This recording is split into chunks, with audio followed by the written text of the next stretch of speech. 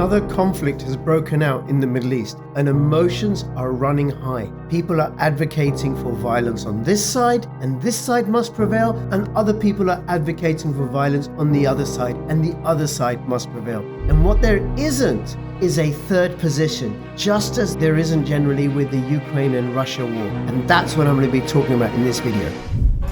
Take the first step towards online privacy. Get NordVPN. Hi everybody, this is my personal commentary on what is going on in the situation in Israel and Gaza. Now before I continue, please subscribe, follow me on Twitter, CryptoRichYT, join my official Telegram announcements channel. And if you're watching this on YouTube, well don't, please. Come over and support me on bit.ly/CryptoRich3Speak. 3speak.tv is a censorship-resistant platform. I own my content. And also bit.ly/CryptoRichOdyssey, which is not as censorious as YouTube, but it isn't completely free of censorship. On both of those platforms, you can earn crypto just by watching videos. Okay, now my views on the conflict are shaped in large part by my own personal experience, and I think that's the case for everybody.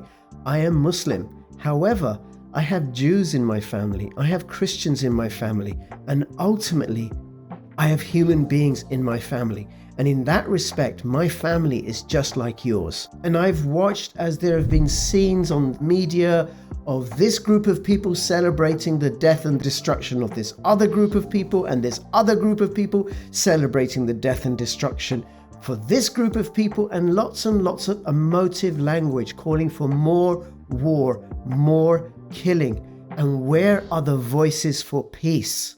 And it's the same deal with Ukraine and Russia. Where are the voices for peace? No, let's just send more money for more killing and for more destruction.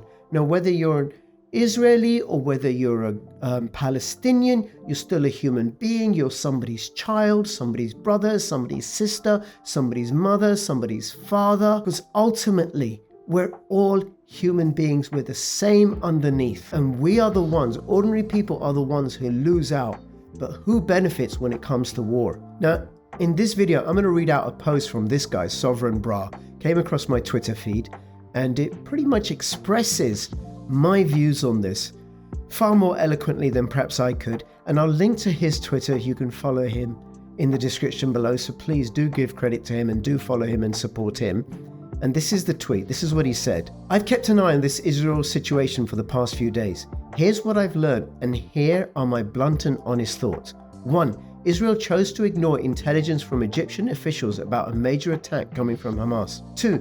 Multiple former IDF soldiers and Israeli intelligence personnel have come forward online and said there's a 0% chance Israel was unaware of this attack beforehand or couldn't have prevented it. Now that makes complete sense to me, and that was something that struck me as really odd.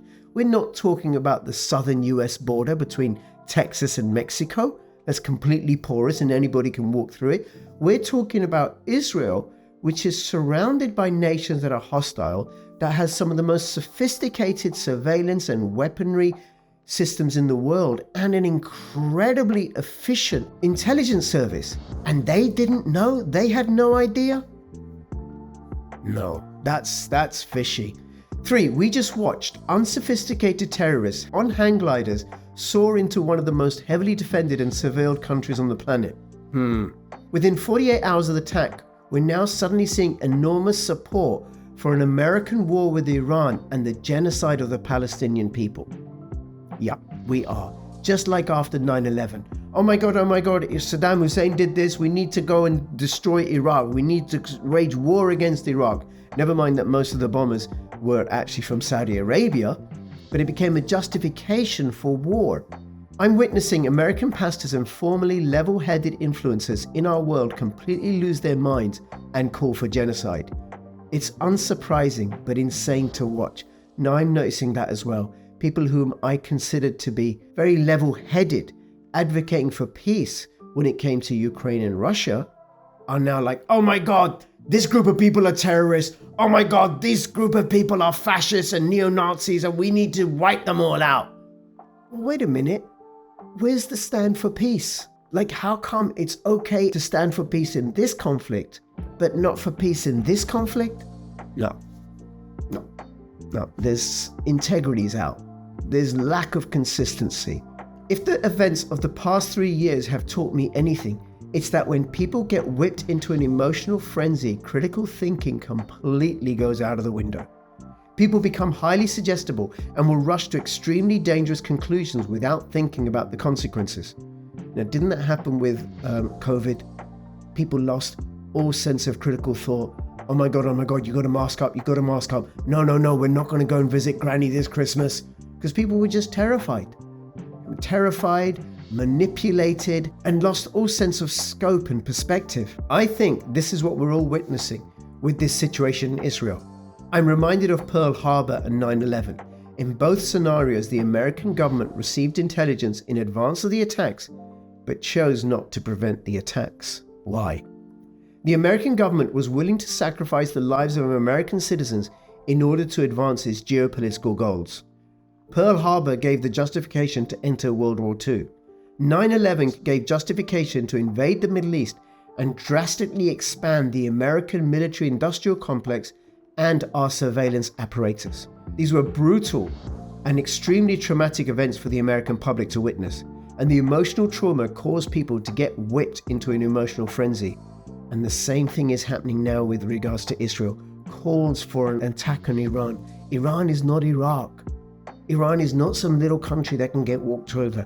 Iran hasn't been colonized or invaded successfully in modern times, and it has a much larger population. Plus, it has two very close, powerful friends in the form of China and Russia. But nevertheless, the war cries for war with Iran go out. And who's going to benefit?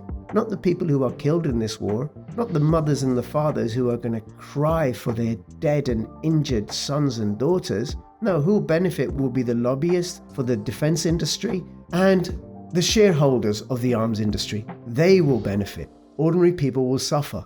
In response to Pearl Harbor and 9/11, America wanted one thing in response to these attacks: the blood of our enemies. And that's the same deal in Palestine, it's the same deal in Israel. We want the blood of our enemies.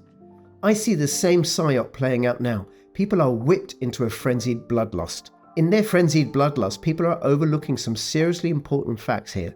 Notably, one, that none of this adds up. Innocent civilians are being threatened with genocide, and escalated violence in the Middle East and a war with Iran both risk the rest of this planet being dragged into World War III. What happened in Israel this weekend was obviously gut-wrenching and awful to witness, but I do not trust Israel's so-called intelligence failure, nor do I trust the snakes in Washington calling for war with Iran, and I sure as hell no longer trust any of the emotionally frenzied influencers calling for explicit genocide of innocent civilians. Now, what I like about this post is he's not taking sides. He's not saying, and I'm not saying, oh, Israel must prevail. I'm not saying, oh, Palestine must prevail. What I'm saying is we have to think, we have to stop, and we have to call for peace, because conflict isn't going to resolve this. The other thing that I notice in the mainstream media coverage of this issue is it's entirely free of any context. Like somehow this happened out of the blue, ignoring the crimes and misdemeanors on both sides of how this situation came to pass. And it's the same deal with the Ukraine-Russia war. What the mainstream media analysis ignored is the years and years and years and years of friction and conflict that happened before it broke out into a hot war in February 2022. This was a defining moment in history, similar to Pearl Harbor, 9/11, COVID, the beginning of the Ukraine war, etc. And a lot of people just got played hard. And they're going to continue to play us, by the way, because what's happening right now over these last few years is what happens when money dies. When unsound, corrupt money dies, you have all sorts of chaos at a global level. So what you do want to do, gold, silver, Bitcoin, pirate chain. And great relationships. Get connected to local people. People responded by going full mask off, exposing themselves as reckless and incapable of exercising sound judgment in moments of chaos and heightened emotion. And we're now at the brink of World War III because of it. This is all worth noting. There's a high likelihood there will be more chaos throughout the rest of this decade. There will be more psychological operations. There will be more moments in time in which cooler heads ought to prevail, but people will get whipped into an emotional frenzy instead. Keep your wits about you and be cautious in whom you allow yourself to be influenced by. Allow yourself to be influenced by those that are standing for peace, for those that are standing for restraint, for those that are standing for communication and civil discourse to resolve this conflict. Recognize that governments and intelligence agencies spend enormous resources waging psychological operations on social media non-stop when stuff like this goes down. Remember that when chaos is at its peak, history shows there is almost always a hidden agenda being played out, and that hidden agenda is always designed to prey on our base emotions to facilitate a desired end result. Pray for world peace tonight. Comments, questions in the description below. Let me know where you're at, what you think. Stand for peace. And between now and when I see you next, please keep filling your pockets with peace. This is Crypto Rich signing out. All the best. Bye-bye.